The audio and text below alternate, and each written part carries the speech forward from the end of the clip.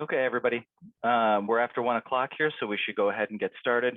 I'm sorry, I apologize here. I just realized that the docs that I had put together for the meeting here were still waiting to be sent in my drafts folder. I had thought that I'd have those out on Friday, but they are out to everybody now. We'll go through those in a moment. For the meeting today, we have about an hour until round about 2 o'clock when Joe will join us to discuss amongst ourselves exactly what we would like to see with the potential new space.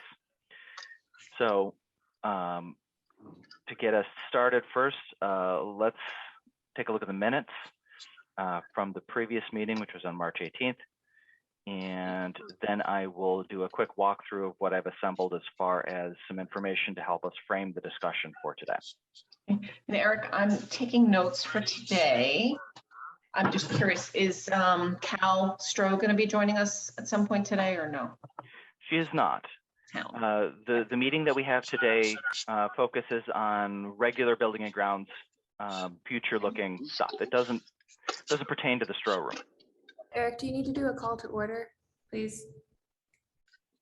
I actually got it at 1:04. I heard Eric say, everyone's here, let's call the meeting to order. It was casual, but I wrote it down. I could have made it more formal. That's okay. I need a gavel. Okay. Let me bring up the minutes here from the previous meeting. Salad check. Speak up.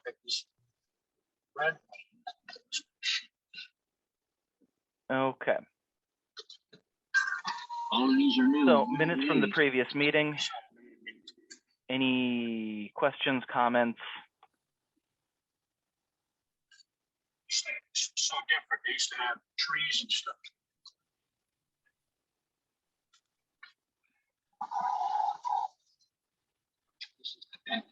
Not hearing any, I would look for a motion to approve. I so move. I'll second. Can you hear me? Yep. Motion from Kathy, second from Janie. All in favor? Aye. Aye. All right, minutes are approved.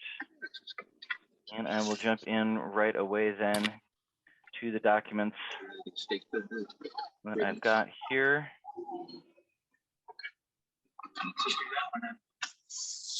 Okay. The first document that I want to take a quick walk through is hearkening back to what we had put together. Janie, I think I'm getting a lot of additional noise from you. Okay, let me mute. Okay, there we go. Thank you, Janie. Okay. Moving on, the first one I'm going to take a look here at that I want to draw attention to is an excerpt from our space needs study from a few years back. Now, obviously, there's been things that have changed, that have grown over time, but we've also had some things that have been pretty consistent as far as needs for the library in survey after survey. And a lot of those really featured in the space needs study that fueled the building plan that we put together a couple years back. So to start with, I went and took a look at that. So, Eric, can you enlarge this, please? Yep. Better? Yeah, much better. Thank you. Okay. So right at the top, based on the data and discussions with the planning team / building committee, the following improvements were sought and became the evaluation criteria for the various options studied. Those were finish issues, improved acoustics, improved lighting, improving the level of finish, space issues, increasing the aisle width, reducing shelving height, maintaining collection, adding seating, adding group rooms, adding a quiet reading area, adding a teen zone, this should really more accurately say continuing to provide a meeting room, a large meeting room, continuing to provide a story time / craft room, improving the staff workroom, and adding the staff lunchroom. So those were the big items, and they continue to be, for the most part, major items. There isn't really anything in there that has been, I would say, become less relevant over time. What we've had instead is that we've probably had things that have become more important. Flexibility in terms of shelving and seating, I would say, has gotten more important rather than where it was probably a little bit more co-equal with a lot of these, whereas now I think it's very central to everything that we're doing.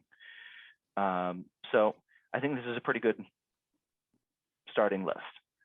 I would only add in that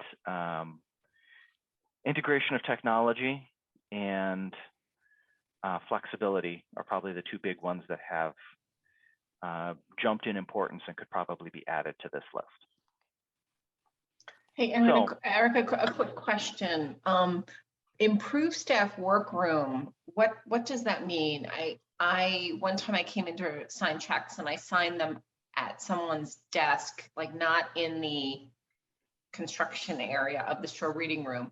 Is that what that means? Yeah, that staff area in back. Okay, got it. So we will often have as many as 8 or 9 staff members working in that area. And it's a not terribly large or comfortable space for that many people to be working in. Right, got it. And then just a second thing, in terms of improved level of finish. So one of the things that I've noticed in the library, because I'm very sensitive to flooring and level flooring, is that there's literally some like dips and things under the carpet when you first walk in.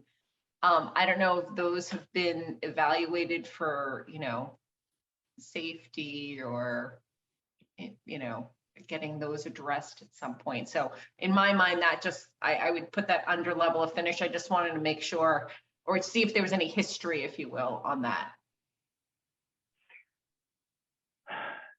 I'm genuinely not sure exactly what happened there. They were something that came out of the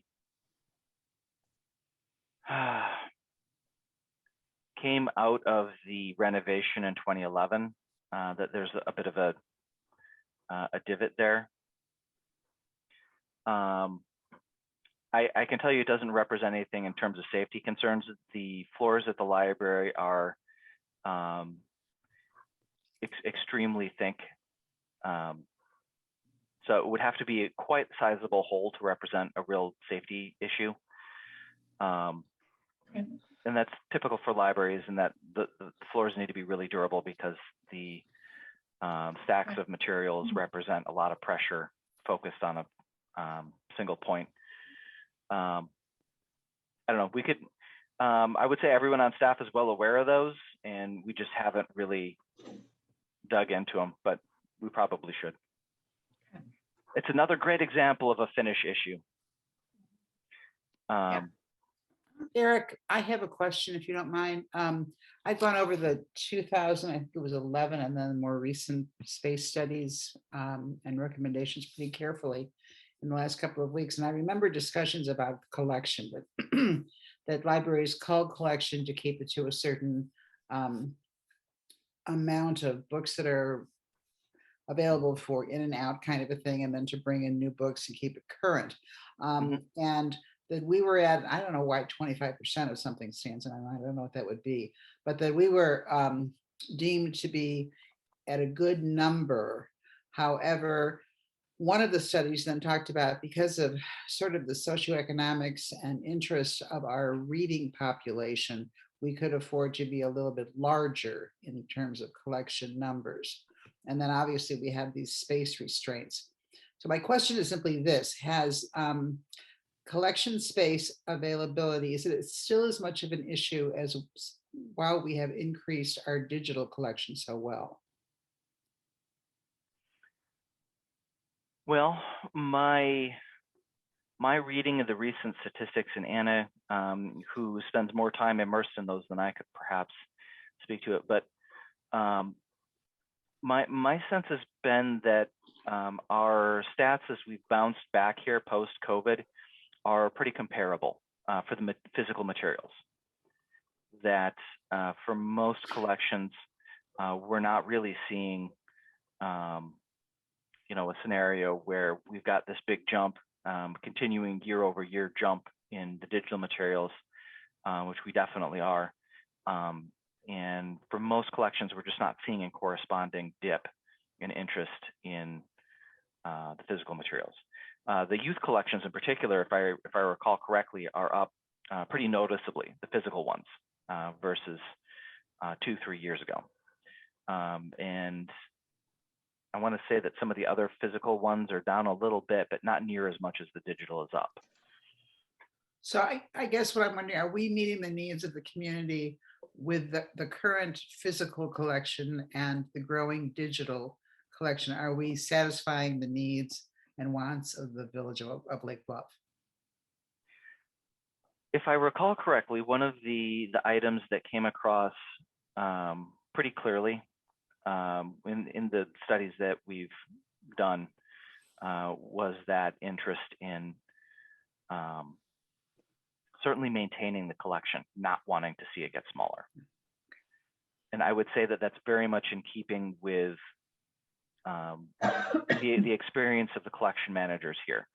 At the same time, if a bit more extra shelving could be found, yeah, I think it would be appreciated. It's not, I would say, like as critical perhaps as some of the other items on the list, but worth having as a potential goal. Anna, Jillian, Katie, particularly Anna and Jillian as Anna and Katie as collection managers. Does that match your thoughts and experiences? Yeah, I would say we very much want to not lose space when we're doing these changes. But something, Kathy, that I don't think those earlier studies were able to really predict was the kind of diversifying of library materials. We've seen a lot of this in children's recently, where more and more technology, STEM-based materials are becoming popular, which means adding a whole new collection. In order to do that without then taking away or limiting the other collections, it requires new space. So that, I think, would be where we'd really benefit if we could add some shelving, especially for the adults, to be able to add some of the technology we are interested in making available. Okay. Yeah, I manage 2 physical collections, but the biggest one is adult fiction. And I agree. Right now where it's at is about it requires regular maintenance, weeding 1 to 2 times a year in order to fit within the space.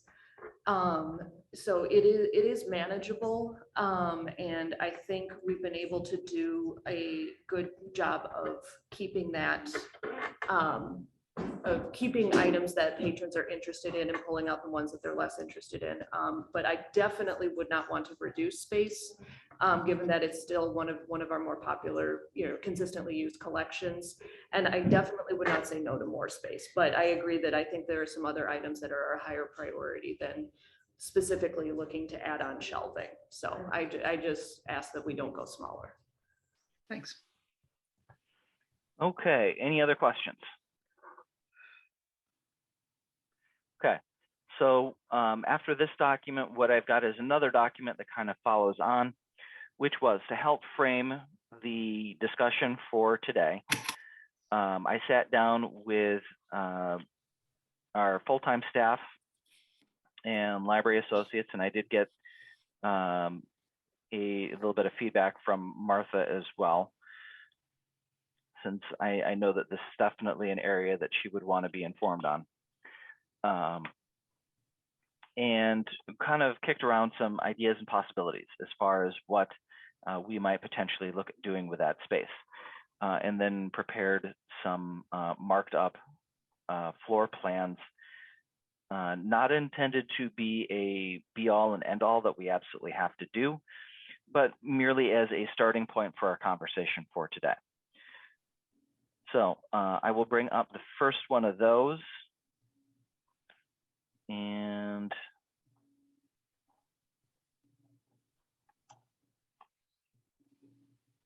I think I'll start with the second floor because it's smaller, and then I'll jump over to the main floor, and I'll go through both, and then we'll open the floor for discussion here.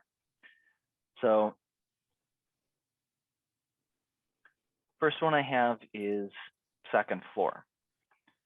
So we being the staff members, the ones included were Anna, Jillian, Eliza, Katie.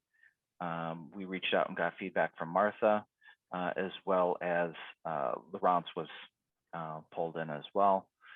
So it was a good group, good discussion. And I wouldn't say that we were necessarily unanimous on everything, but we kind of came circle around something that, as far as a good starting presentation for today. So this is the wood building, the space over here. On the left-hand side, this smaller box here is the wood building that we're focused on. We have it marked out and discussed for small group meeting rooms. So these would be a number of small rooms that would be lined up along the window side here. And if you picture a hallway or walkway along the railing, and then a series of glass enclosed meeting spaces along the windows. That's what we had envisioned. One of the areas that was featured here, but that didn't fit necessarily straight away in with the new things in the wood room, was a teen space.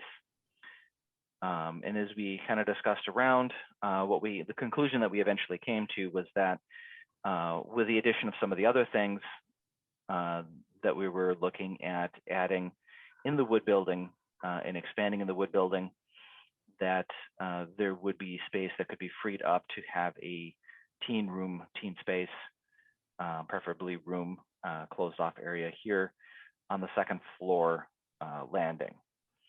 This is currently an area that has multi-purpose tables, kind of functions as a teen space, sort of, kind of, during certain times of the day. The teen collection is up there, but because we don't have a lot of other seating areas in the library, it does double duty as seating and workspace for a lot of other folks throughout the day. So that's second floor, and then I'm going to jump over to the really exciting one, which is taking Eric, over the while main you're floor. jumping over, I'll just, provide a little testimonial. I was up on the second floor, maybe a month or so ago. Every single table was in use. I was kind of shocked because I run up there a lot. I get travel guides from the library all the time, and every single table was in use. I was really happy to see that, and they were in use by mostly students that were high school or maybe college. It was good to see. Yeah. Eric, I have a question about upstairs. We can go back to it if you want to have the discussion later. We'll hold the thought. Well, why don't let me go through the rest here, and then we will jump in once we've got all our pieces on the board. So real quick, then looking at the main floor, which of course has the bulk of what would be added in terms of additional space. So taking a look here, over on the right-hand side, the plan would call for moving the main desk, as it has in most of our building plans, over to the area around the staircase. So it would be When you go in the current entrance, it would be straight away, and then it would provide a good view straight across, not just to folks that were coming in the door, but also straight over into the new wood building space that we would be occupying. Lines of sight are good. This is probably, looking at putting ourselves in the best possible position for that. Because you see from here, you would see the door, you would see everything happening over in the wood building, which is the new space that we're looking at with the museum. And you would also be able to see, if you look up and to the right on this map here, up into our new Stroh meeting room, Stroh quiet reading room as well. So the lines of view here are really, really good, really well centralized for where you would want a service point, a main service point on this floor. Do also have, looking at additional shelving up around where the main desk currently is. Again, that's pretty standard. That's been the plan as it's been laid out on our building plans through most of the permutations. And it makes a lot of sense because magazines and at least some of the fiction here will need to go to some location. Because otherwise the main desk, you wouldn't have space for it to go over here, even though it will be a smaller desk than the current behemoth that we have. So looking at the wood building space itself, we had discussed around some different options as far as the office space here, the museum's office space in back, and had landed around makerspace is probably the best, our feeling is the best potential use for that. While there are certainly makerspace items that libraries, when we did our tech visits, reported we're not seeing a lot of use. 3D printers probably being one of the biggest. I know there was a big rush by libraries to get those a few years back, 4 or 5 years ago. And I would say that most libraries that we visited did not showcase a lot of community enthusiasm for those at present. But there were other things that definitely showed in those maker spaces at other libraries a lot more enthusiasm and interest. And those were things like the laser engravers. I think pretty much every library that we visited reported that those were high interest. Eric, can I interject something here that I believe? Fire away. I don't know about the middle school, but I know the high school has 3D printers. And middle school does too. Yeah, so yeah. I'm not sure we would need to duplicate that particular. I don't think we would. I think looking at what we've heard back in our tech visits, I think we've gotten some really good feedback as far as where general community interest with makerspace items lies. And I think that that combined with some of our crafting and programming here at the library, I think we would be able to put together something that would be space appropriate and community appropriate, that would see use and avoid some of the expensive but unused widgets and doodads pitfalls that sometimes libraries I know do get into with the maker spaces.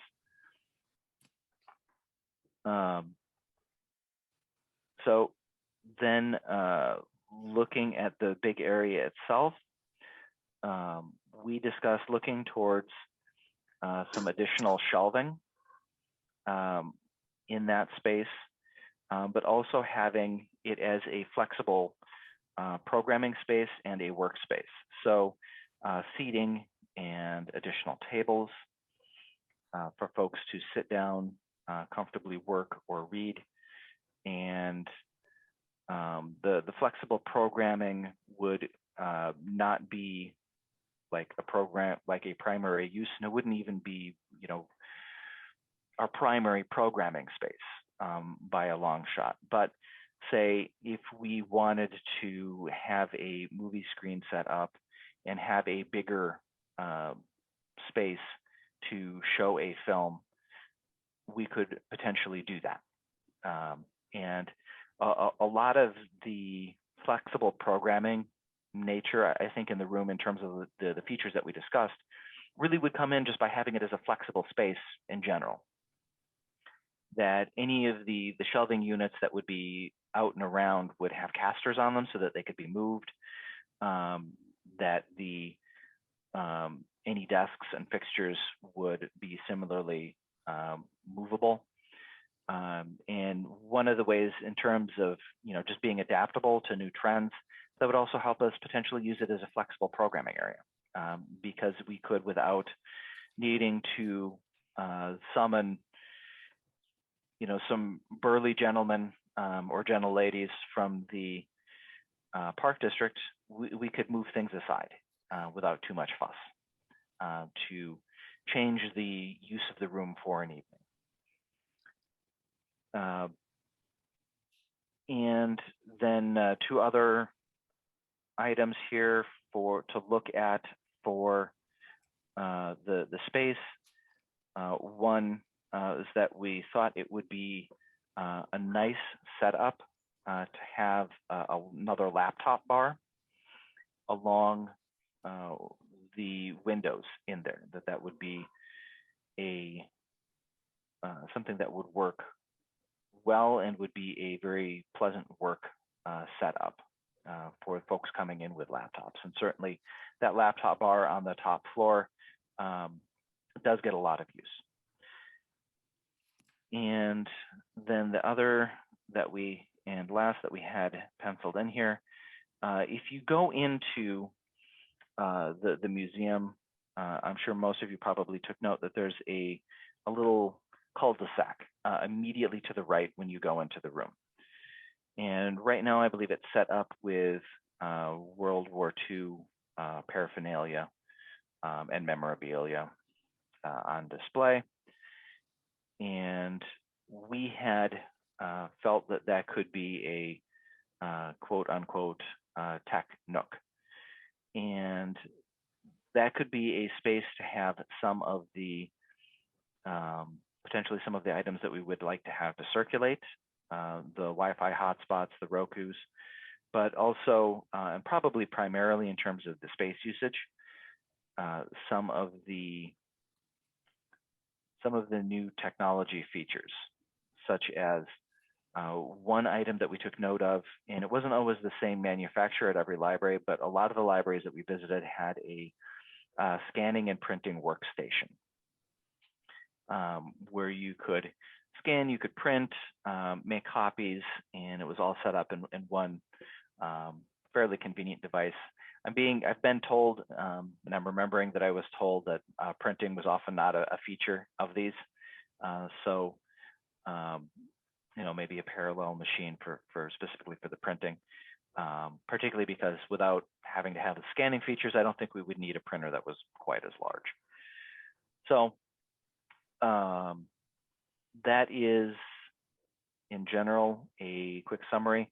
I would add real quick that one item that we did discuss as a potential need here would be to have some additional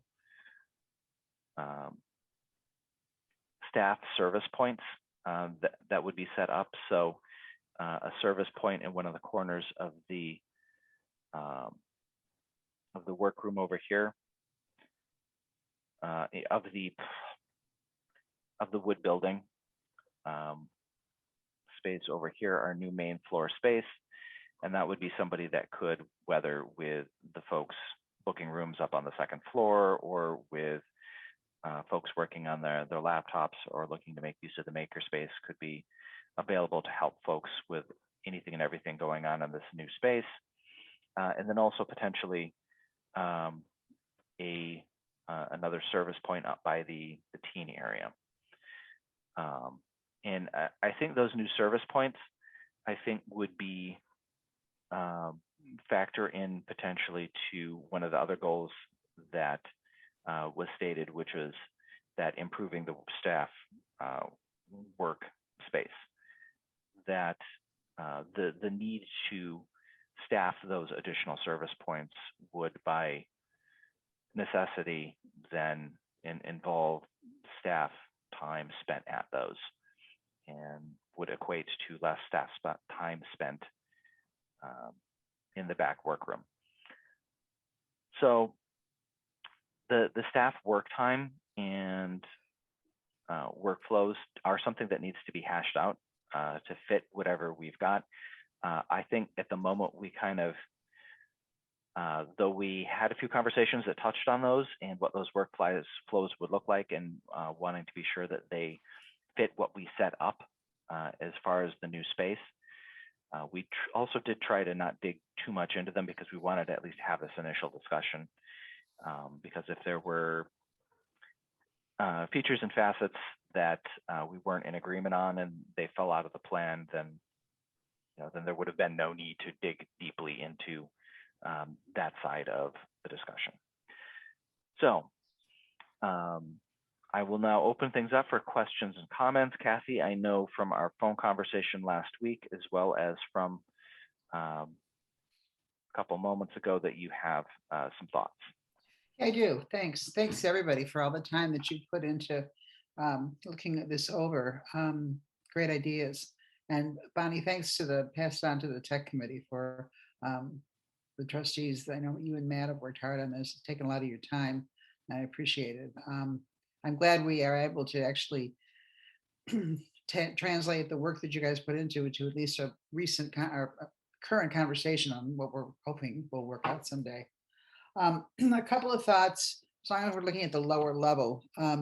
One thing I said to Eric was, first thing that jumped out at me was, I hate to see us neglect the office, the staff space over and over again. It's very easy to do that because we want to create public space. But I do want to be aware that, and Bonnie, for your information, just statistically in terms of workspace, Lake Bluff Public Library is drastically under space per staff person.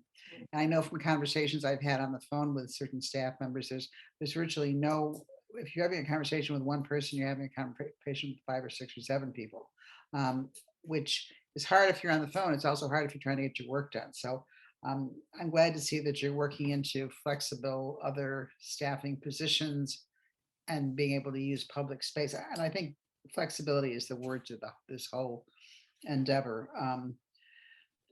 As long as we're looking again downstairs, the one thing that kind of jumped out at me on that little tech nook, which could be quite valuable, I guess. I also see it as an entrance to the director's office.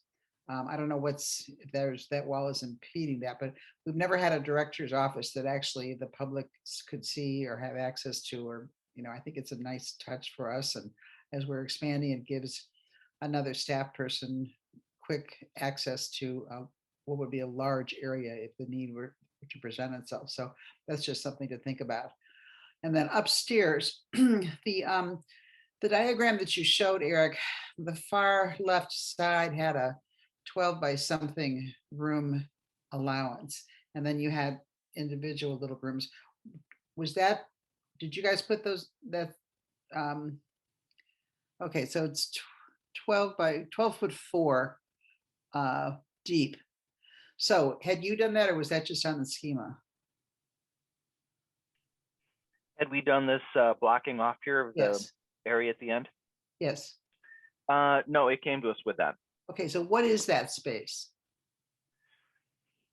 I think that measures the opening of a closet door. Oh, okay. So that's not access outdoors. No. Okay. All right. So it tells us that the depth of the room would be 12, which is a good sized room. So you're thinking of just dividing that into, I think you said 4 rooms or 3? I haven't measured it out, I'm going to be honest. That's Okay. exactly how many might fit in there. Yeah. The room itself is 39 feet long. We probably do need to respect and continue to make available access to that upper left square there. There is a small residential heating unit in there. to provide supplementary heating for the upper level. Okay. So as long as that's in there, we still need to provide some access. Well, I guess my suggestion for the reading rooms, whether these small group rooms, whether there's 2 or 3 or 4 in there, if we could design them so that they can be opened, I don't know how to say this, so that you could have 1 long room or 2 long rooms. I mean, use the space there as flexibly as we possibly can.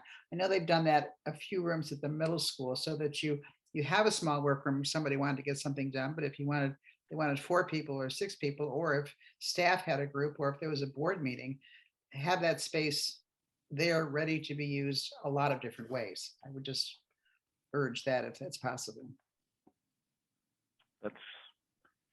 That is wisdom. Well, Flexibility is good.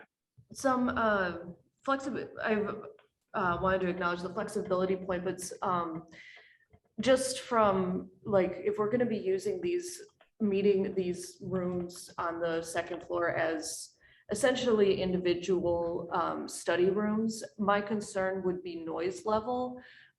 If we're having, we've maybe got a larger meeting happening right next to where someone is working individually. I think the rooms that we've seen at the other libraries have been larger meeting rooms, like maybe the size of the Spruce room or even larger, where they've had the flexible walls that come in and can partition the space into more flexible spots. I don't think we've seen that as much with individual study rooms.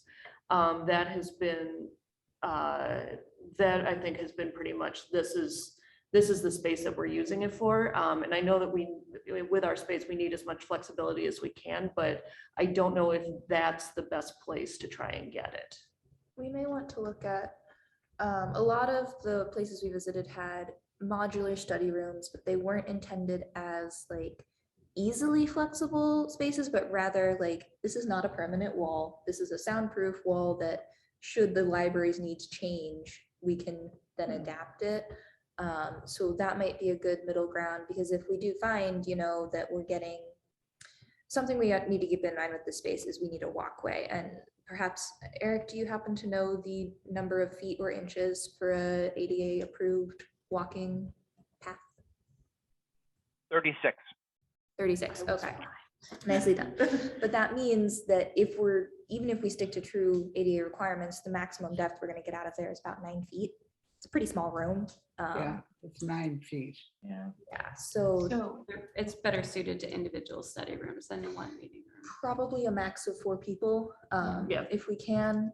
And part of the advantage of the study rooms being that often people need them for small group work or like Zoom meetings where they need to be able to talk to somebody and hear somebody without anyone else. So I don't know I think we'll want to really get like Engberg Anderson's input. Well, absolutely. I would like to bring the topic up with Joe, because he knows right off the bat what the size are, what the use of those size is, and how effective it is. So I'd like to. I would actually say that, having been, I'm in our library usually twice a week now, and the visits were amazingly helpful in terms of kind of thinking, well, what could be possible. So I would comment that those 2 carrels, I would say every other time I'm in the library, they are in use. Mm-hmm. And, I think it's nice because your back is to whatever's happening behind you. You really can focus.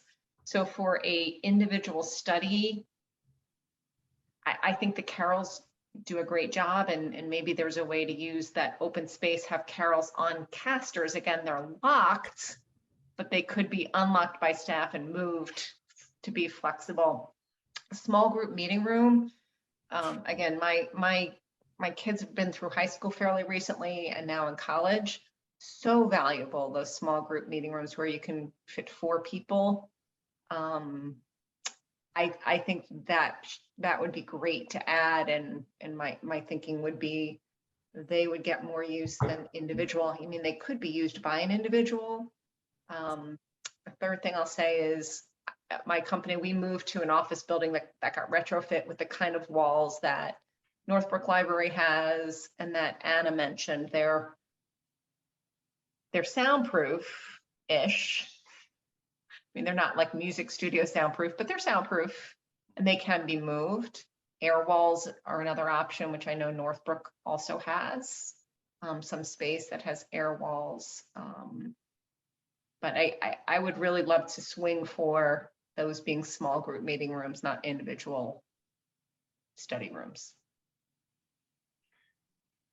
So, real quick, Oh, sorry, Eric. when I shift between screens here, does it shift on your screen? Which floor are you looking at right now on yours? Okay. Oh, Zoom. What I was going to say, Bonnie, is I think when we talk about small group meeting rooms versus individual study rooms, I think that when we say individual study rooms, we're thinking of a room with a max capacity of like 3 or 4. So that should be pretty easy to have a space that could be reserved by one person, but also have enough room to safely fit 4 people in there. So I think that those two are definitely not mutually exclusive. Okay. Because I have been in spaces where there are actually rooms that only fit 1 or 2 at the most. And again, in the work environment, those hardly got used. They hardly got used. Mm-hmm. Yeah, my experience with the study room usage and stuff, a lot of it comes from at Waukegan, and we had 2 different sizes, one that could hold up to 4 people, one that could hold up to 8. But yeah, the smaller ones could hold a maximum of 4 people, but we frequently saw them being used by just one person. So yeah, depending on how big we can make the spaces, I don't think that should be an issue. The other general comment I would make is storage space came up a lot in our discussions with the tech committee, with the staff members who did visits, was just, hey, if we want to do a library of things, if it's something that the community says they want, we don't have a place to store them either out of sight tight or more publicly available for people to kind of check them out. So storage just, I don't suppose there's basement, there's not lower level under the wood building. That's the preschool room. Oh, okay. So, yeah, so that's already occupied. Okay, so our lower level does go all the way to the easternmost wall of the wood. Okay. Yeah, poured concrete over there. It's cute. Bonnie, I would add in, because I don't know if we mentioned this or not in the overview, we are looking at with the maker space, it's very common to have like one wall that's cabinets for storing various things. So we could certainly dedicate some storage space in there. Library of things we've talked about might be able to fit into some of that additional shelving that we're leaving open. But yeah, storage is definitely a need. I don't know. Depending on the size of meeting rooms we choose, we may only be able to fit 3 on the second floor, and that might mean we have a little bit of empty space. Who knows? Right. So potentially another technical question for Joe when he joins is, do we have to have 2 access points to the mechanical room? That's a good question.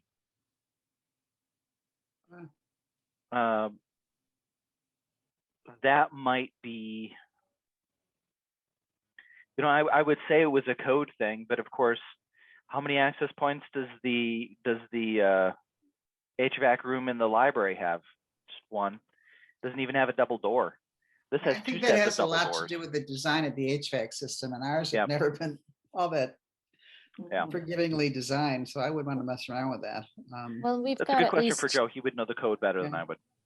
We've got 2 utility areas in the downstairs of the wood building that only have a single door as well. Eric, I was just thinking, as I look at additional shelving on this design, the wall that is now behind your service desk, if we could build out storage shelving in there, cabinets there. I think that would make sense. There And is some depth to that area, but that could be a considerable amount of storage. we would need to build in some storage there, definitely. Because there's always things that need to be stored behind the desk. Yeah. And I think there's a lot of ways that we could come at that, that if we do that smart, that we could have a good, efficient use of space where we could really gain some ground. What mechanical is there? You mean the square sandwiched in there? No, over, it says additional shelving right where the current service desk is. Oh. What is that? That is the, well, it's not the book lift because that's right next to it. I believe that's mostly ductwork. Oh, That's the yeah. The core there, where the ductwork moves between floors. Gotcha.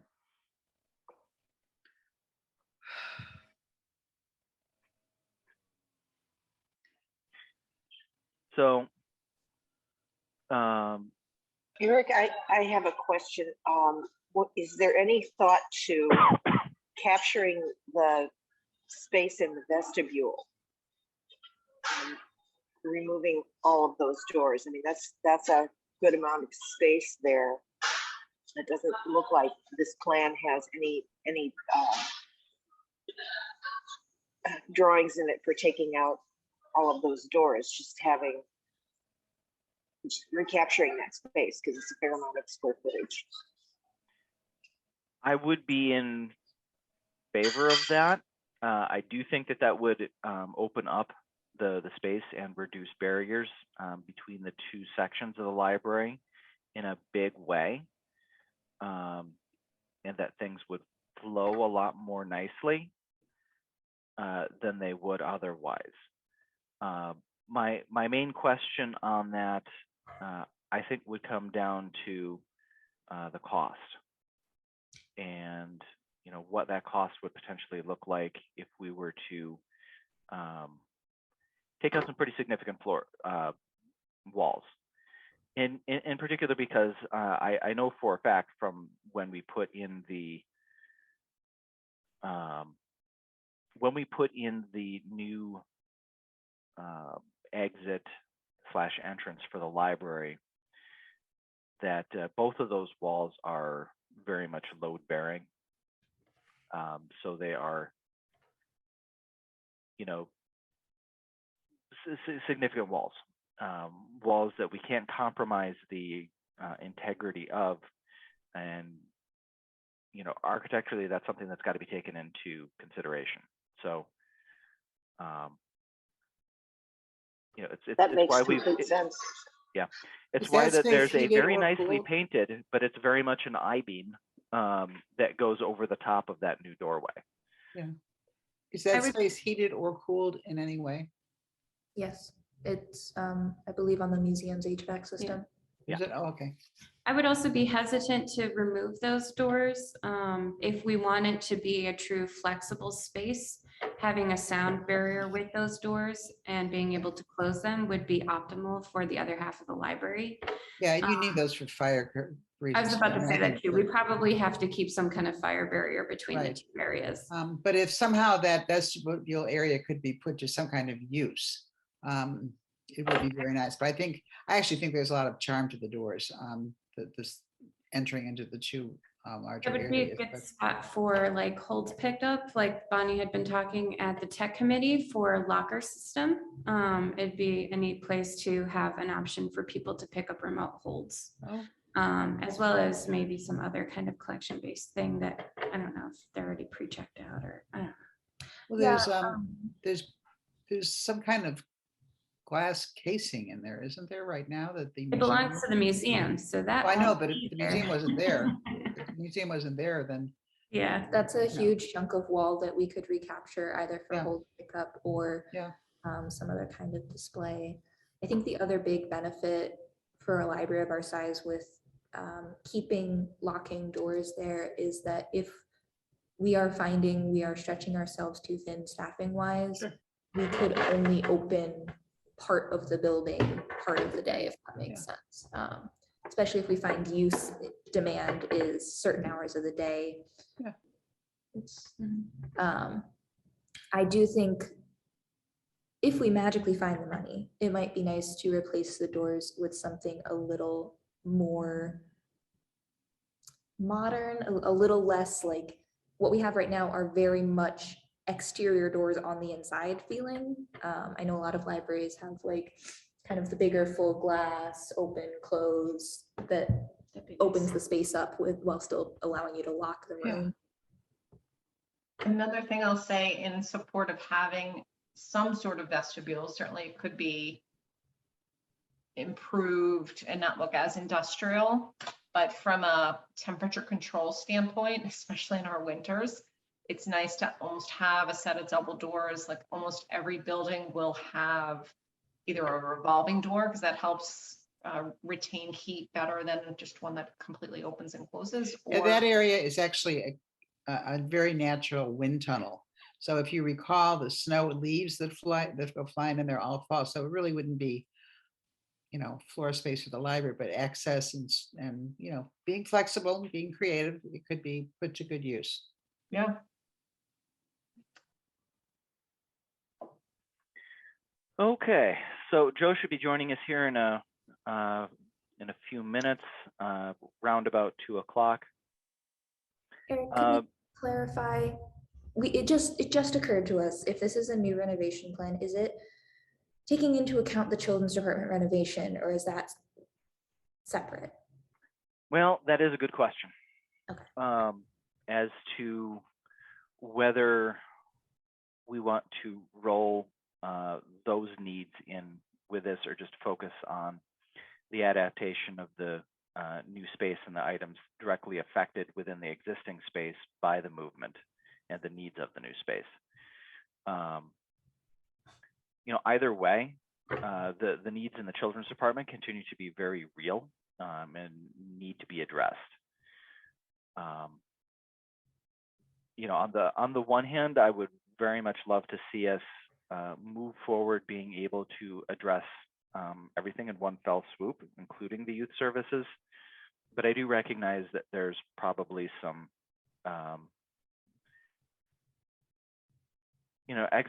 exigencies at work here that we may need to forego some things with wanting to have a streamlined proposal. Because this will very much need to be something that we will be taking out and selling to the community. And just to have it on the pitch record, I can see ways for us to adapt. Obviously, the current plan is absolutely gorgeous and I love it. And I would love to see it come to fruition. But I also think that there's smaller versions of that plan that we could employ if that seemed like the best way to proceed. Thank you, Eliza. Yeah, something that has to be discussed beyond this group would be if the museum were to find a new location, they probably would only make that change with an agreement from the library and perhaps even the village for participation in fundraising for very specific goals. And from the museum's point of view, our goals have to kind of be equal to their goals. Otherwise, I don't think they would buy into it. Those are conversations and discussions that are way ahead of us and very hypothetical at this point. But for this particular purpose, there's more than just those of us in this meeting that are going to be making some decisions. So we do have it to our advantage, though, that the museum's ask is likely to be not insignificant based off of the conversations we've had in the past. So right, but Eric, then you start adding to that, then the expectation for fundraising, which we've learned is, we've not been overwhelmed with donors. So that the amount of that ask has got to be hopefully doable, or nothing will happen. Exactly. But to Eliza's point, I mean, if looking at, what's the cost of all of this? And if we borrow away from it and put it into use, I mean, how you manage your money is a different exercise. But I think it's fair to say at this point, those decisions have not been made and will not be made until a lot more conversations take place. Okay. So Joe was in our waiting room. Ooh, yay. Are we ready to have him jump in? Absolutely. Jump away. He's coming.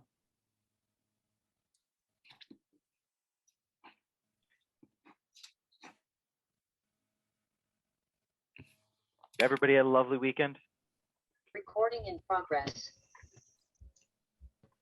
I'm loving the flowering trees. Spring is beautiful. Hi, everyone. Hey, Joe. Hello, Joe. Hello. So thank you for joining us. Oh, thank you for the invitation. And thank you to technology for actually working. Huzzah. Always a great moment when it does that for us. Yeah, it really is. Hey, Joe, this is Bonnie. I'm taking notes for today's meeting. Just Okay. for the notes, your title at Engberg Anderson? I'm a partner. Thank you. Okay. So Joe, give you a real quick intro here to try and tie up exactly what we discussed via email here. We have on the table the possibility that the library might, in working with the museum, be able to get things set up so that the museum would be able to occupy its own building, which would make the current wood building space that the museum occupies available to the library. So as part of looking at the possibilities here, what we've run into is that we need to flesh out at least a little bit,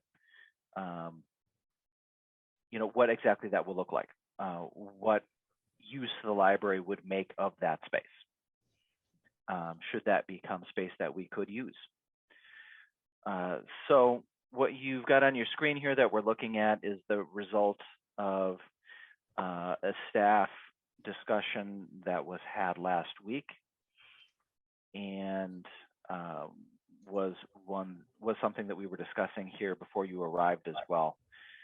So my sense from discussion is that there's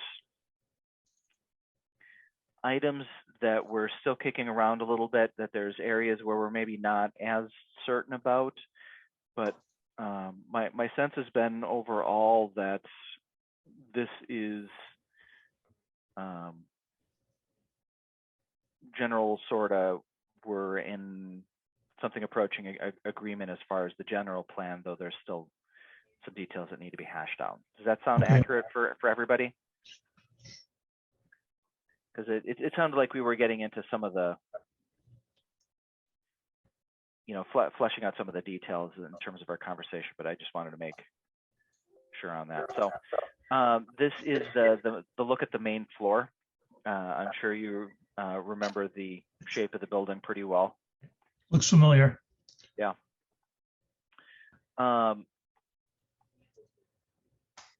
So some of the portions you'll remember from the plans that we had drafted together, such as moving the main desk so that it's directly facing the entryway, and would now also provide a line of sight over into the wood building, putting additional shelving where the desk currently is, but then looking at having use to this space. And of course, the use of this space is something that never figured into the plans that we did with Engberg Anderson previously, because it was not something that we had any expectation was going to become available. Right. But looking at potentially a maker space in this office space over here at the back of the museum presently, Mm-hmm. There's a cul-de-sac here that we would look at potentially having what we're calling, but we'll probably brand as something different, a tech nook that would have like one of the combo scanner slash fax slash copier machines that are becoming really common at libraries in the area, plus printer, plus probably a few circulating items like Roku and Wi-Fi hotspots. Laptop seating along the windows, and then in the main area, looking at additional shelving, flexible programming, and workspace. So a bit of additional shelving, but want to be sure that we have tables and chairs and workspace for folks to sit down and work on projects or sit and read in that space. It's a beautiful room, probably has nicer in terms of the natural lighting than most other spaces in the building. Right. So one question that we did have on this main floor was looking at this mechanical room, which is sandwiched between the museum's office and the director's office, my office. Right now it has 2 double doors for access. Does it need those? Does it need 2 double doors for access? Okay. I don't know why it would. It isn't big enough unless there's an odd piece of equipment that really requires access to service it from both sides. Not that I'm aware of it. It's just 2. It's 2 HVAC units in there. Yeah. They're kind of pretty residential standard, and they're not residential, but they're not very big either. Okay. They're small industrial. Yeah. So No, there's certainly nothing like the monsters that we have down in the library basement. Yeah. Yeah. Okay. Then I don't see a reason for double doors on each side of that room. So what we like to hear. Sides. Okay.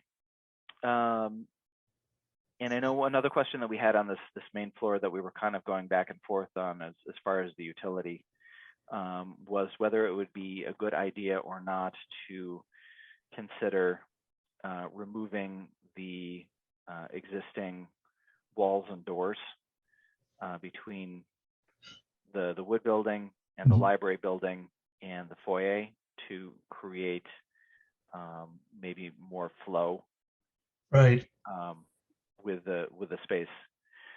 So I know from the previous project that we did that those walls are both intended and built as exterior walls and thus are very structural with a capital S. Mm-hmm. So we had discussed whether that would be necessarily even that advisable. Yeah. But a couple things. I'm guessing that structurally it would be difficult, and I will turn it over to you. Sorry. Yeah, that's right. The structural part, if you go beyond what's shown for the major openings there, the double doors plus the side lights, there's a structural element over the top of all of that that spans the opening. And if you stick to that as the opening, the structure shouldn't be an issue. None of that glass or the aluminum framing transfers load to the foundations. So that can be popped in and out. There's also a little bit of infill, I think, that shows just south of the entry doors that go into the current library. It's shaded there. My sense is that also has a structural member above it that framed that opening, and that can be removed without too much trouble. The other thing that comes into play here is that the space that runs from your main entry doors back towards the elevator is closed off at multiple locations, and that's serving as your vestibule. So that's the moderating space that helps you in some way comply with current energy codes I don't know if it's technically as much as it needs to be. But if you take out all of those doors or some of those doors, you don't have a vestibule anymore. And that would be in violation of the current energy codes. And as you remodel the space, I think you would be compelled to be in compliance. So it might be create a vestibule at the entry, either outside of the existing entry doors or somewhere in the existing lobby, and then try and work your way around that. Well, But I understand the motivation that there isn't much flow, and then the effect of the greeting, welcoming visitors to the library at the desk position with respect to the primary doors is a little distant. yeah, I can, it would probably be the more expensive option versus leaving all the doors there as they are. But, Mhm. I would say that the current entryway there, the current entry doors are not the most welcoming thing in the world. It tends to be kind of get dark and spidery Mhm. around those. Right. Just by the nature of what they are. So I can see how adding a vestibule out would potentially be enhance the entryway experience for the library. Right. But again, all things that I'm sure would be more expensive, probably in some cases much more expensive than Mhm. simply leaving the current doorway situation as it is. Right. Right. Would you be operating both sides of the I'm going to call it the building along the same hours? Yes. The other thing I wonder about is supervision of the old museum space. Yeah. We would be looking to have another service point in one of the Mhm. corners of the room over here. Yeah. We were kind of debating a little as far as which corner would be best. Whether it would be one of the corners over towards the door or over on the far end. Yeah. So my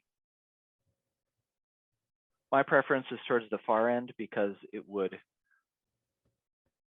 provide a nice line of view to the makerspace potentially. But Right. I know some of my colleagues are equally fervent in feeling that the service provided would be better, and that the cooperation between desks would be improved if it was over on the closer towards Eric, could the you doors speak here. up a little bit, please? Yeah. Some of my colleagues have told me very much that they would prefer to have the desk over just inside these doors here. The inside and to the left, basically, of the current museum That's doors. where the museum desk is right now, Yes. which kind of does make sense. When you Yep. come in, you can look to your right and left and see who's in the museum and who's in the library. Yes. There's a certain flow to that. Yep. Also, if you had a question, to just step in, is this the right room or is this where I'm meeting so-and-so, instead Yeah. of walking all the And- way across the room? Yeah, and a room that would be ideally and most likely full of people that would be working on various things. Yeah. That you would need to walk past. So I grudgingly admit that there is a lot to recommend that. I think we should just put the desk on wheels and then move it where we feel it fits best at the time. That is, yeah, that's a good idea. I think ultimately that was where our discussion ended, if I remember correctly, that both camps having acknowledged that if it's on wheels, then most of that conversation just doesn't matter that much, because it can be where it needs to be. Excuse me, Joe, this is Kathy Meierhoff saying hello again. If we didn't make any structural changes, significant structural changes, left the vestibule the way it is, does it serve any purpose to the library in terms of, is there something we would want to do with that space or enhance or improve, or what, aside from just being able to walk between the two buildings? I think a lot of it comes down to that notion of receiving the public when they walk in. Is it a welcoming environment? Do they see that friendly, smiling face? Do you get to decompress and kind of get yourself oriented? Is there an opportunity there to present curated materials to the public as they do come in? Maybe showcase a few things that people don't usually encounter because they don't know that you have them, that they get lost in sort of their use of the rest of the building. I think the biggest challenge is the separateness of the two spaces. But you know, the code required modifications that go along with taking those doors out would be significant in terms of cost. And then you have to weigh the sort of value of the experience if you feel like you're moving from one space to the other.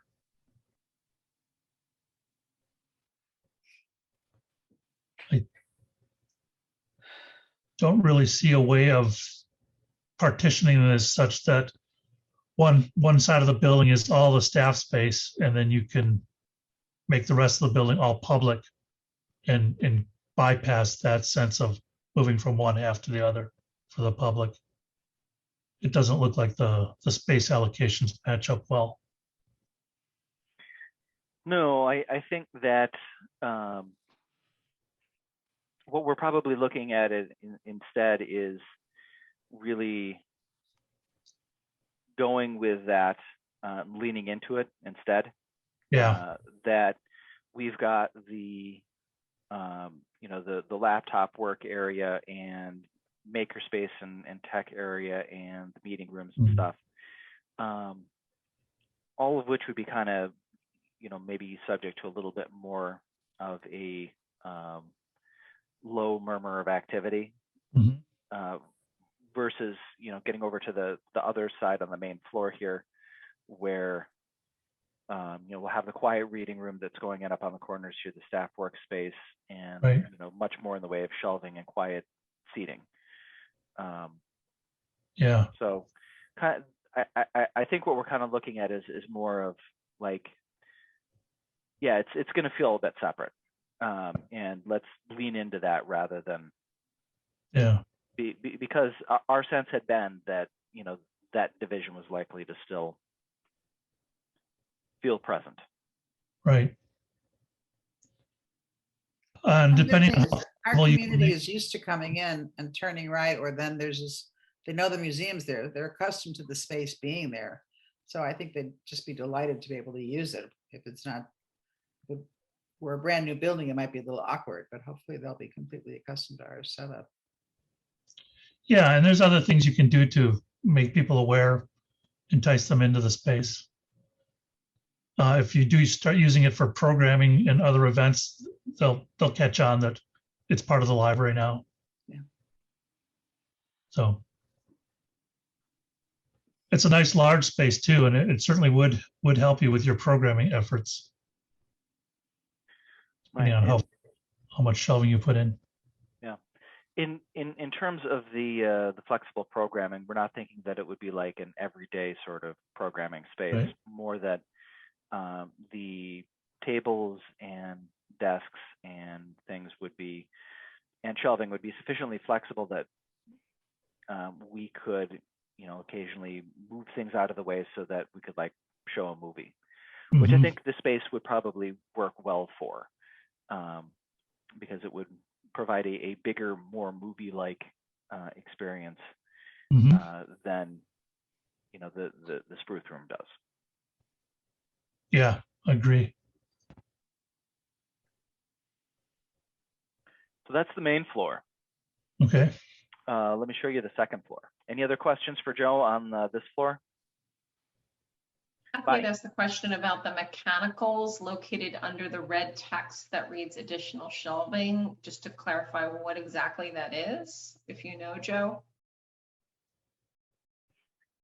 Oh, that refers to the space in the chase, kind of just to the left of it. There's a book lift and then there's a rectangle. Yeah, Eric's pointing to it now. That's a mechanical shaft. Okay, so where it says mechanical, actually, it's just labeling the rectangle next to it. Right. Yeah. Okay. Correct. Okay. All right, so there's nothing there that would get in the way of us repurposing that space.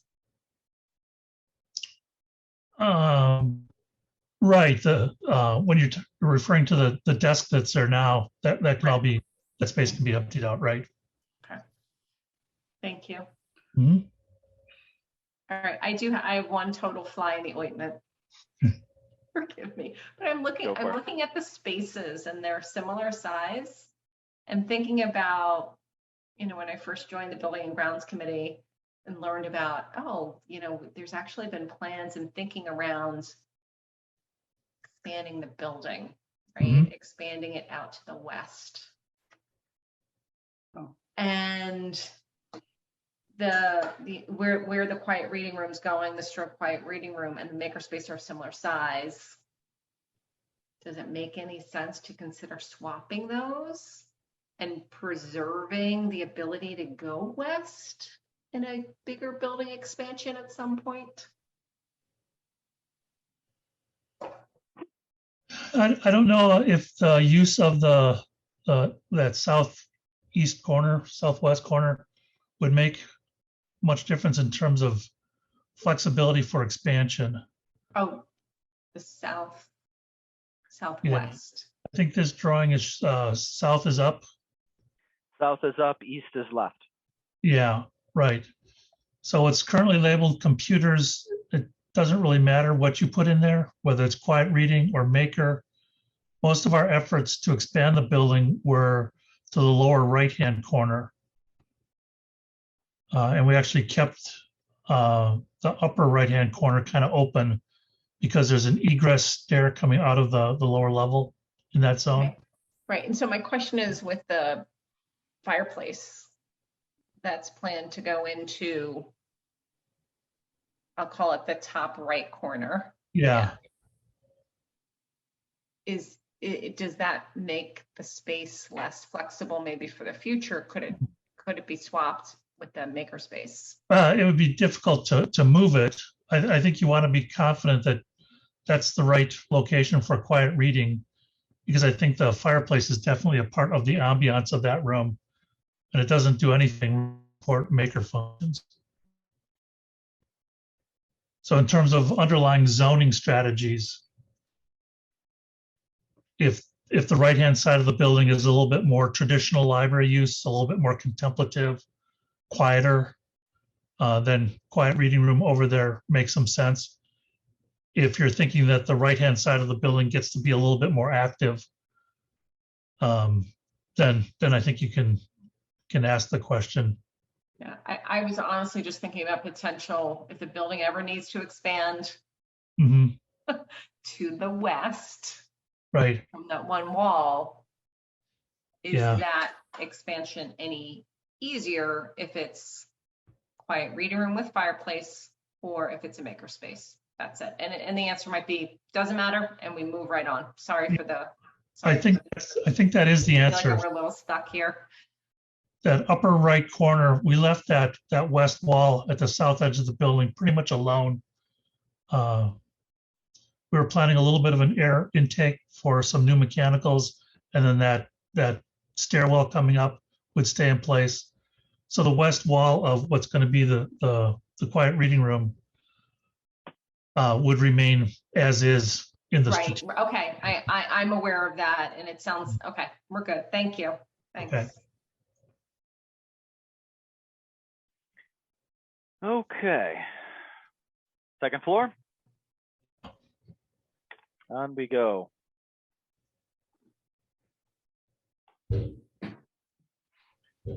So this is much more straightforward. The upper mezzanine area in the wood building, we had been looking at potentially putting in small group meeting rooms. What we had kind of been envisioning would be a walkway along the railing, Mhm. and then a number of small group meeting rooms along the window side of the mezzanine.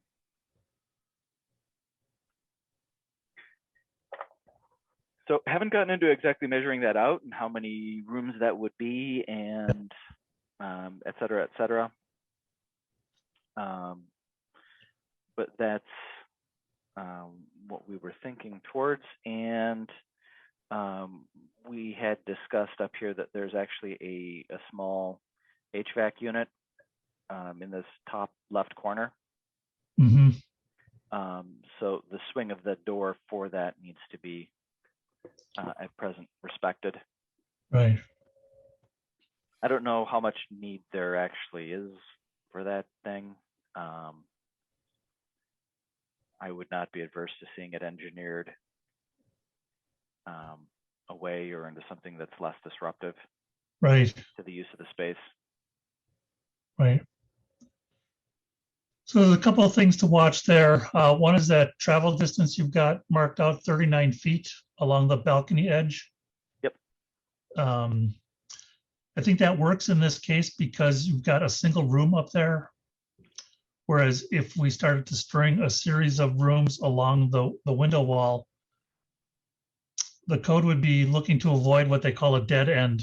And in most buildings, you're not allowed any dead ends. I think if this building is fully sprinklered and there's a limit to the number of occupants that were up here, we might be allowed something on the order of 20 feet. So we'd have to check the travel distance from the door going into the farthest study room and make sure it's within that allowed path of travel. The code is really looking to give everybody two ways to flee a fire in the space that they're in. So when they walk out of when they walk out of any room, they can avoid a fire that's in one path and head in the other direction. So Joe. Yeah.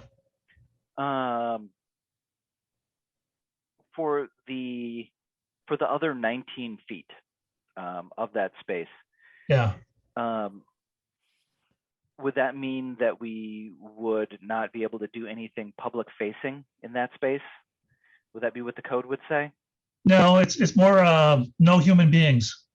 They don't care if they work there or are just visiting. It's right. You're living, breathing, and worthy of protection. And Joe, how does the space today provide two access or exit points? Yeah, it's because it's one room. And the door is sort of at where the stair and that door out to the elevator, kind of that's where you're coming out of that room. I see. Yeah, so it's one room, and that's really the difference. So if it stayed to be either one larger meeting room or, for example, some kind of larger office space, it could still work in that scenario. Right. We'd have to check the number of occupants, but I can't imagine it being over 50, and that's where a second door would be required, and then that too would have to have two paths, and it would have to be more than half the distance, the diagonal distance from the first door. So the way around that in the future, if I'm remembering correctly, and we get 20 feet, the eastern two window bays, if they were a single room, and then there's two small rooms, that might be able to pass the travel distance limit. So have a hallway here that's say 20 feet long, and Right. then there's two small meeting rooms to the right, and then one larger meeting room at the end of that hall. Right. I want to verify all of that, but that would be the strategy we'd look at to try and get you multiple rooms and not have to add a second stair basically off of that balcony. What about if we put the staff up there and then divided the staff area into small study rooms? Yeah, partition the existing staff workroom. Yeah, or open it up. We could open up one wall Right. and I don't know, I'm just thinking, Right. So if the staff is in that meeting room space, as long as it's just one big room, that should pass muster. so then Okay. down here, I know you've got stair, I know it's a weird wall, you got the stairs going up, but if you somehow, Yeah, you have to be able to get basically all the way around that stair. right, And that's where, depending on where the wall of the Stroh reading room is, we might be able to get that full circumnavigation of the stair to work. And then you could put a series of small meeting rooms along that south wall.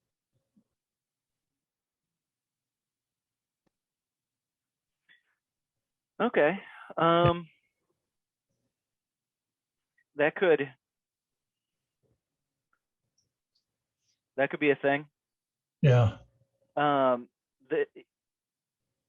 new space would be at least a little bit larger than the current staff space by about 30 square feet, Hmm. based off of my quick math, which I'm assuming that Anna and Katie are busy replicating. We're attempting, we Yeah. got confused on what 1/6 of an inch is in decimals. Yeah, yeah, even with that math snag, it seems as though it would be a larger space. It would put us very far away. It would, well, it would, yeah, I mean, yeah, it would put us farther away from the main desk. My other concern, when we talk about using it as meeting space, or not meeting space, staff space, we would need to have some way to fully shut it off from public access. Because right now it's an open mezzanine and with an open staircase attached to it. So that's not ideal. Yeah. We would need to do something up there so that it was, yeah, an enclosed workspace. Yeah. You guys This don't is want to all- just line the rail and, watch all the patrons down there? the south wall is all windows, I'm presuming, I don't even know. Yeah. Yeah. It's like, So you got all your light coming in there. Yeah, it's like half, the windows come down about halfway, I think. But to your answer, to your question, Eric, no. I used to have a workspace at Waukegan that had a window that looked out onto the a public facing area of the shelving, and we kept our blinds drawn the entire time. Yeah, fair enough. Okay, so that I think would be a wrinkle to perhaps look at. I was mathing, so I didn't quite catch everything that you were saying about the potential use of the current staff meeting room. So it sounded like you were thinking that it would be possible to slice that up into some meeting rooms. It would be, I think, contingent on opening into Cal's quiet reading room to provide full circumnavigation of the staircase. Yeah, I don't know exactly where that wall is now in the latest plans. The wall's in the same space. Same space, yeah. Yeah, would it be possible here, there's this wall at the end of the Yeah. staff room? Could you maybe make it possible to walk circles around the little staircase? That would be the goal. And it really comes down to the distance between that last riser and the east edge of the wall that separates the staff workroom from the Stro room. If that's wide enough to be kind of a legal corridor width, then you could do that. I think we have to make sure that there isn't a requirement for a clear landing space before you encounter corridor. But I think that could be worked out.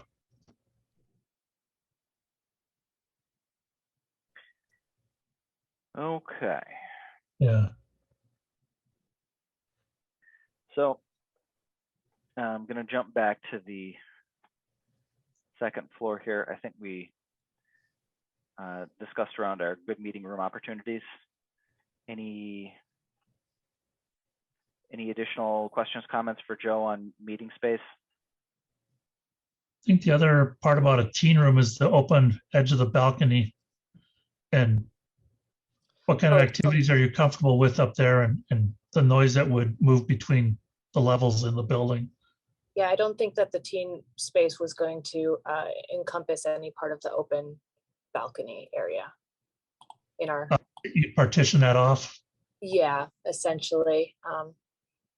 I don't have a clear vision for that yet. I was going to ask if you might. Yeah, we were looking at potentially creating a room for a teen space here on the existing second floor. Okay.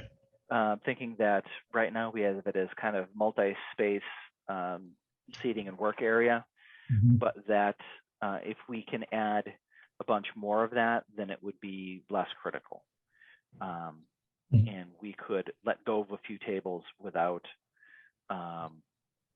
knowing that we were still coming out way ahead. Right.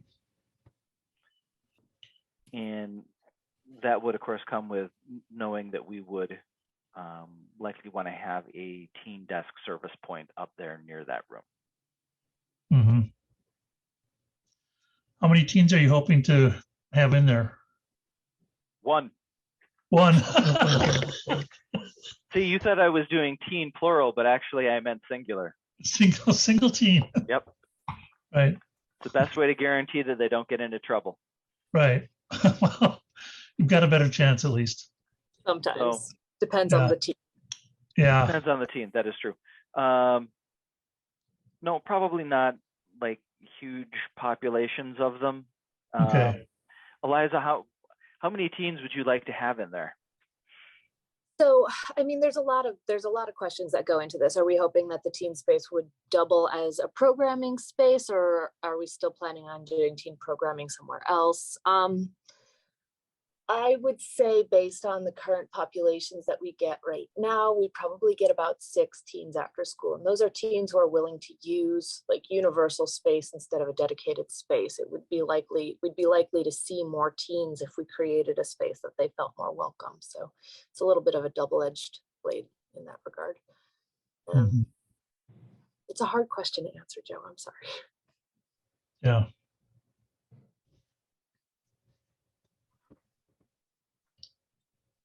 Maybe a dozen. Yeah. So a dozen gets to be a pretty big space. Yeah. It's more on the scale of the meeting room on the other side, on the museum side. The 39 by 12? Yeah. I mean, that might be a little large. But by the time you enclose it and get the door up there to work right, even if we shift the mechanical little thing around a bit.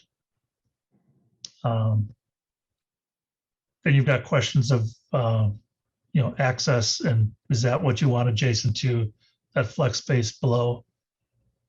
But the edge that you have teen room at now, that could easily be partitioned into 3 pretty nice study rooms along the west wall.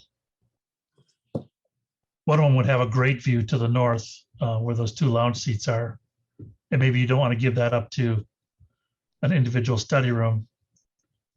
But in terms of figuring out the sort of egress that keeps it pretty simple. But again, that teen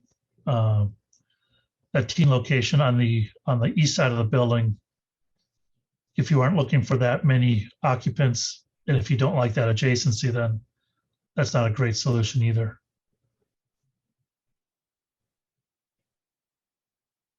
All right, we tossed that out as an option, and basically the main challenge would be the noise when the downstairs does seem like it would end up being primarily quiet study space use. Yeah. And Yeah. quiet reading space use. So it was just a question of creating a logical flow, especially for noise and use. Yeah. So I think that's really the ultimate question, is which end of this building is supposed to be quiet? And, the makerspace quiet reading room question from earlier in the discussion and this conversation really require that to be a pretty defined decision. If you're expecting that new museum space to be pretty quiet, and you're letting the west half of the existing part of the library become the noisier bit, that sets up one set of answers. But if you put teens and quiet over here with those open balcony edges, I think you might be frustrated down the road. It's kind of sounding like we're going to need to do something with the balcony edge regardless, any which way we go with it. On the museum side? Yeah. Yeah. Right. The other strategy is if you want that 10 to 12 people, that teen room really becomes the whole edge instead of just the one corner. Are you talking about the Yeah. on the second floor as currently drawn? Right. Yeah. But I would take that whole bay and just partition it off rather than half of it. I think half of it is 3 to 4 people, whereas the whole edge gets you a chance at 10. Mm-hmm. So yeah. I think the challenge with having the teen rooms on that mezzanine would be if the teen rooms are there, then and the staff room doesn't move, then where would we put any small group meeting rooms? Well, you could go over to where the teen room is marked right now. Go up there. Yeah. You've got the back and you got the 2 staircases. Mm-hmm. If you had talked about being able to reduce the collection up there with the new museum space, then you could partition across the back that 39 by 4, or you could go along the west wall. If the teen collection had a place to move, then the only thing we're losing is 2 bays, which is, losing anything is of course never ideal, but it's a minimal impact. Could the teen collection go up into the teen area that we're talking, the new teen area if we move the teen area to the new building? To the mezzanine? Yeah, that's what we're talking about here, right? Yeah. Yeah, so you move, I mean, I don't think you'd want to not have the books with the space. No. I have not done the calculations on that. And the windows do come down. We certainly wouldn't want to lose the windows. So that's a good question.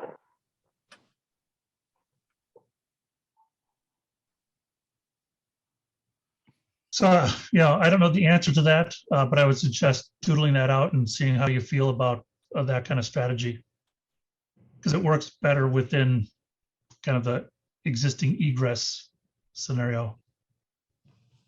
I do wonder, Joe, just in your experience, like you mentioned, sound is going to be an issue. And if we're putting the study rooms where it currently says teen room, that will put them naturally in the noisier part of the building because of our open air plan to the children's department and the main desk being right below them. Is it possible to soundproof them enough for that not to be an issue? It's easier to think about soundproofing those because you're building partitions that are all new. And you have a good chance at building the kind of separations you're looking for. Okay. So- Versus closing the other mezzanine, it sounds like would be much harder to soundproof effectively. Well, we're not really sure what's existing, so I think you'd want to poke a few holes in that wall and see if there's acoustic bat in there, sound absorbing bats. We could add some materials to the surface to try and soak up a little bit more if we didn't want to reconstruct that. I think the biggest thing is working out a door at the top of the stair near the elevator there in a way that would let you kind of close that off when you wanted to, but not let teens think that it's a free-for-all. So, getting that little staff outpost in there from time to time would be important. Yeah. Yeah. So I don't know that we need to stress necessarily too much about soundproofing for the study rooms. If they go where the teen room is, that's one of our most popular study spaces already in the library, and I think that speaks to that. While sound does move conveniently throughout the building, that it's not too disruptive up there. Yeah. At least that's been my sense. That's my instinct as well, Eric. Okay. So thoughts, comments as far as the idea of flipping those two items. Teen room where the meeting rooms are, meeting rooms where the teen room is. Anna, Katie, do you have any feedback for that? I'm going to put this out there. Teens can be disruptive, yo. Yeah. Yes. Is having them overhead a concern for that space? Well, it would be limited hours that they would be present for most of the year. I was going to ask that. We've been doing some webinars with a fellow, David Vincimuri, who talks a lot about day parts and trying to get more out of a building by thinking about spaces having different personalities during different times of day.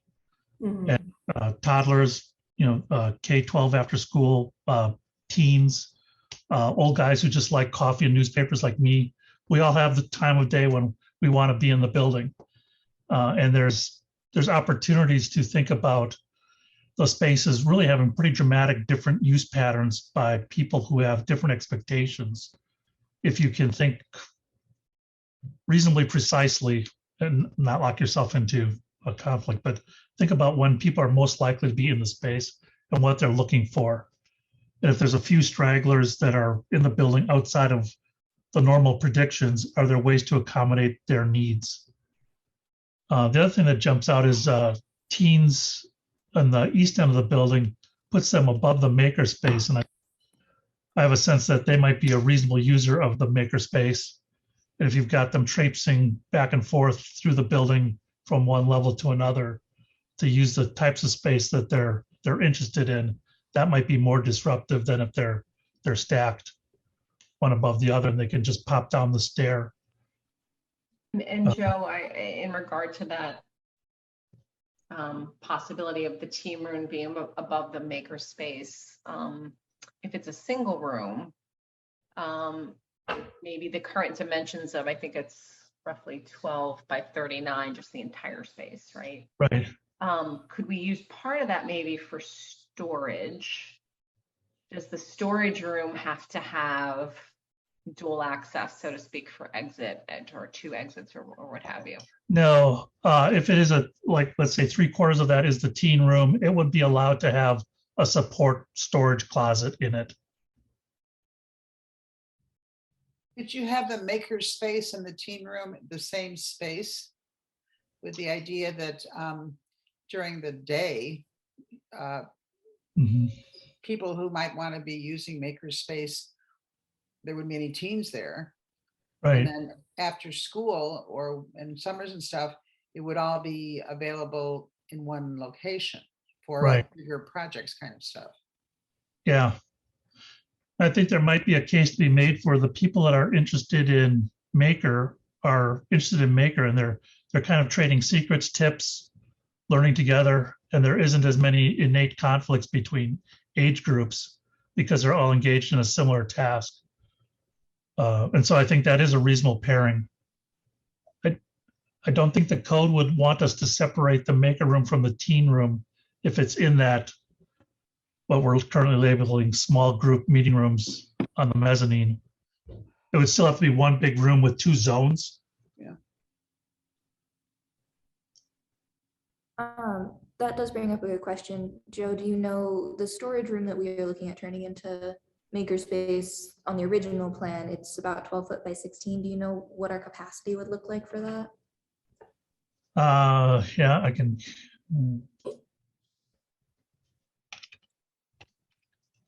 So 192 square feet. The code would want us to, at a minimum, think of that as 10 people. A minimum or a maximum? Well, it's kind of funny. The code would think of that as a minimum count.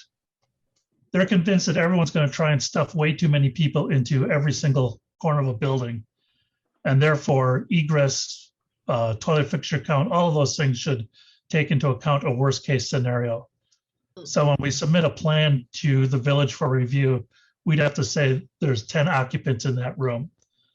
Now you could put 1 in there, or you could put, I think the maximum would be, let me just again, would be, it's 12 by 16. Yes. A little over, but yeah. Okay. 27. Wait, I think he's still calculating. Yeah. So 27, you said, Joe? The code wouldn't let you put any more than that in. And More than what? 27 people. Oh, I could put 20. Oh, I'm sorry, Anna, were you just considering this for staffing or for another purpose? I was considering that I did not know the capacity of that room and whether it might be so small that a makerspace wouldn't be reasonable. Yeah. Yeah. However, let's just flip this one more time. What if we use that? And again, and I don't know that, I don't know if splitting staff up is a good solution, but using that office as staff, taking the staff area and having more staff over there. So you got staff in the new library area where a lot of things are happening. And then you've got some staff near the main service desk, but then you've still got a lot of room left over in staff, and we can use that as storage. So essentially adding an additional staff room and using some of the current staff room as storage. Is that what you're saying, Kathy? Yes, because that staff where you guys are now is like a big L-shaped room. So cutting off the area maybe adjacent to the Stro room and having that storage. And then you've got a longer area for some staff, and then more staff over in the new wing, which actually for security reasons a lot and helping and everything else is not a bad idea. Mhm. Yeah. I think that's definitely worth considering. Yeah. And then you'd look at pairing Maker with the teen on the balcony. And I think we'll need to look very hard at what the makerspace wants to look like and what is worth investing in with the future of those right now. Right. Yeah, as well as their ventilation and ventilation needs and physical footprint. Yeah. Yeah, that physical footprint, that storage space that is currently labeled Maker, that's a small space for Maker activities. Okay. It's a little taste of a few things for a couple people at a time. Yeah. I mean, it almost sounds like if we were to give you, Joe, if the library were able to use this expanded full building footprint and we had these needs, how could we maximize the space and just say, go do it and minimize maybe the amount of cost and time required to retrofit? Because Kathy, as you were talking about the current staff work area being storage space, that may make a lot of sense in terms of the access issues in that Right, little right. corner of the building. And the So, convenience. And Joe, your point about sound, I hadn't thought about that at all. Creating sound nooks in two different sets of the building doesn't make sense. You're going to have an active time. And then also if you figure like the museum space right now as it is, I always envisioned it as a lovely reading area, which from 10 until 3, it probably would be. And then activity would change, but then we have available on the other wing, a quieter spaces for when activity groups come in. Yeah. I think using that as a driving force makes a lot of sense. Right.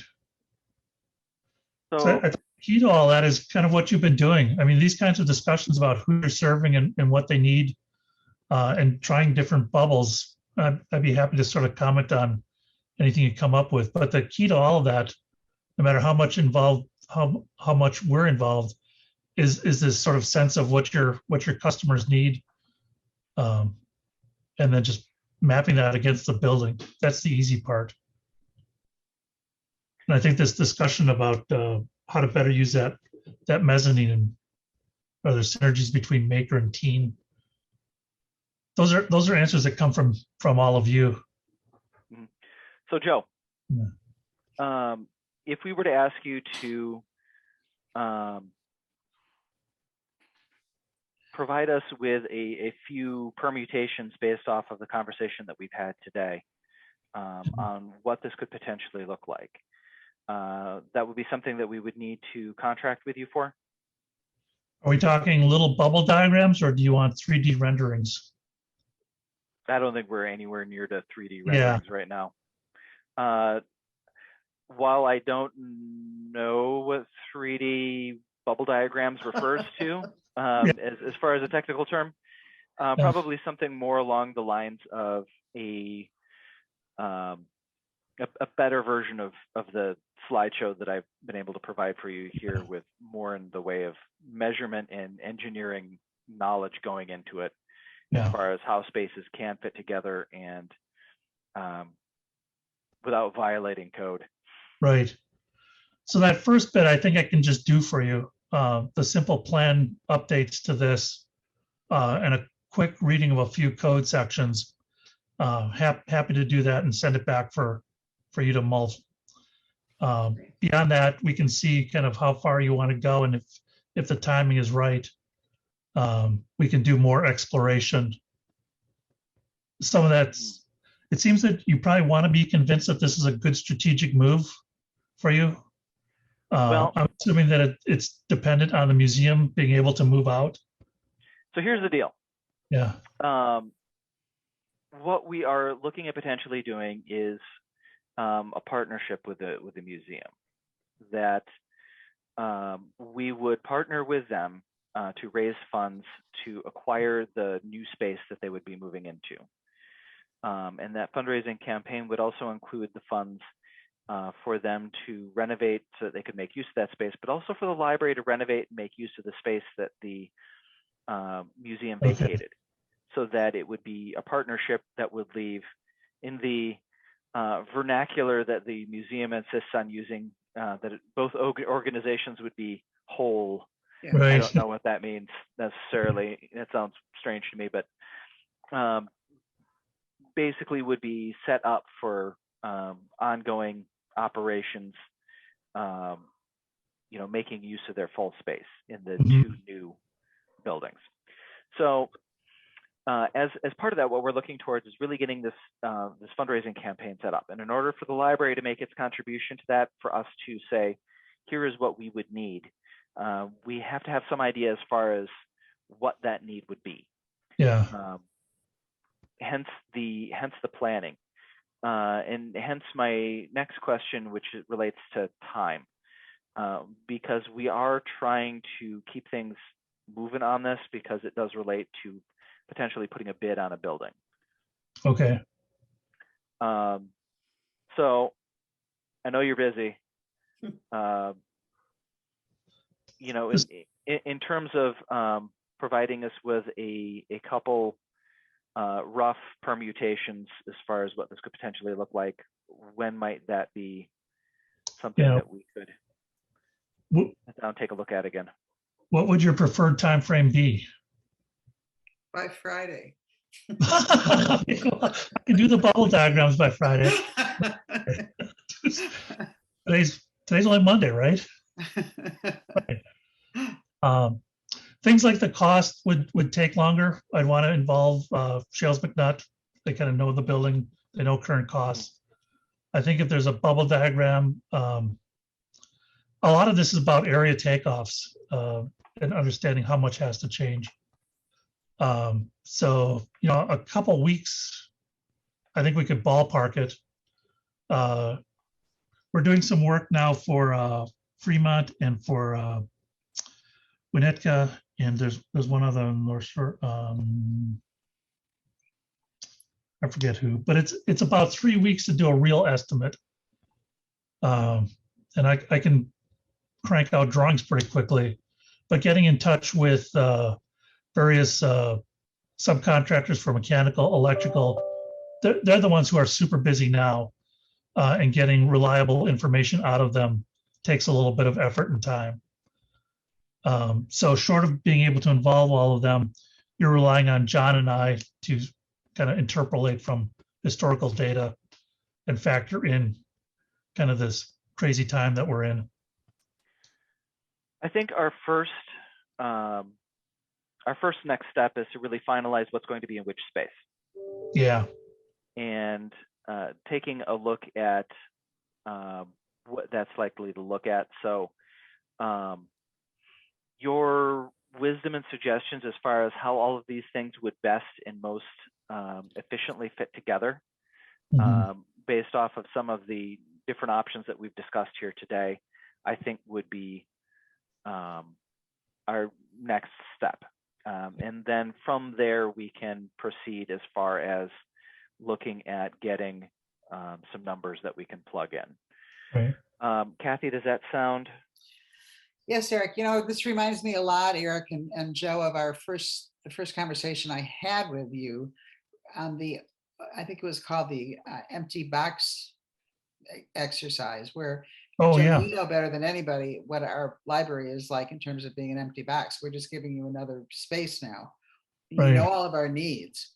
Where would you put all this stuff, or can we put all these ideas somewhere? Right. Yes. And where would those be? Yeah. Okay. Well, all kind of kidding aside, I could have those diagrams for you by Friday. And that's something I'd be happy to do based on kind of a longstanding relationship, and just have you kind of poke at that. And if it seems like there's a believable direction, then get more serious about next steps and how much time that would take. I think I would like to come down and look at the mechanicals on the museum side. I am much more familiar with your side of the building, but understanding how much might have to be modified. I would be hopeful that in theory it's not much, and it would come down more to the condition of the equipment that's in there.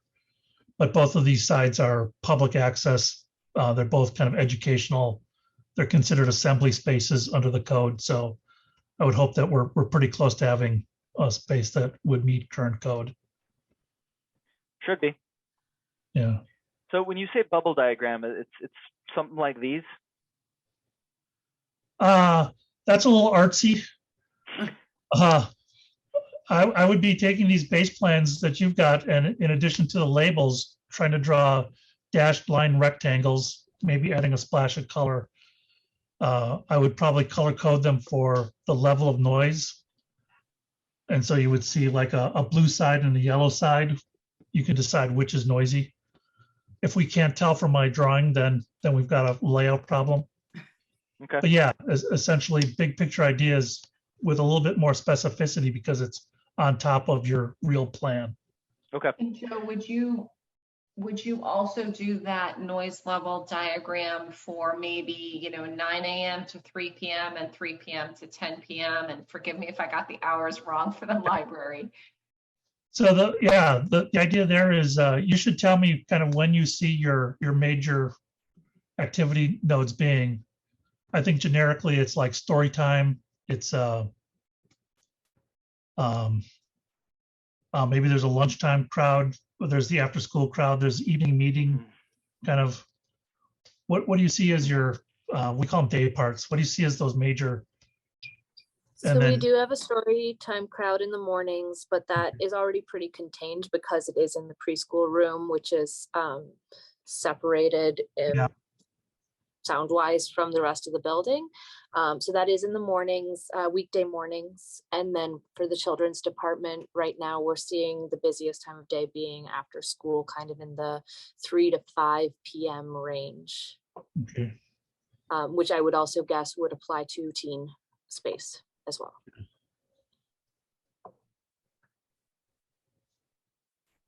I think the same theory applies on the main floor. We get our rush between 3 and 5, and then we have more studying, quiet space use, generally from 4 o'clock on.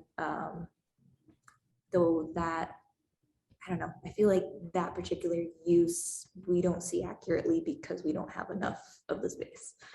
Yeah. Okay. Yeah. Okay. So, Joe, if you can get us the diagrams by Friday, thank you a ton. That is amazing. You guys are awesome. Thank you. Do you have a copy of this PowerPoint, Eric, without the lettering on it that I could use as a base? Yep, I'll send you the floor plan documents that we had here. Yeah. Today, minus the markup. Okay. Sounds great. And then for the Building and Grounds Committee, then we would look to get together again, say next Monday. That's fine. Joe would get us the documents. I'd forward those on to everybody, and then we'd gather on Monday. And hopefully, fingers crossed, I think look towards a permutation, a setup that we think is our best bet. Eric, correct me. Are we meeting with the museum people on Friday, the 20th? That's what I've got. You can double check and let me know. I had those notes to that effect. Yeah, I think so. I think that's when we're set up to meet there. Which I would be able to. Come on, internet. I can't. My internet can't be down and not letting me access my calendar because I'm on Zoom.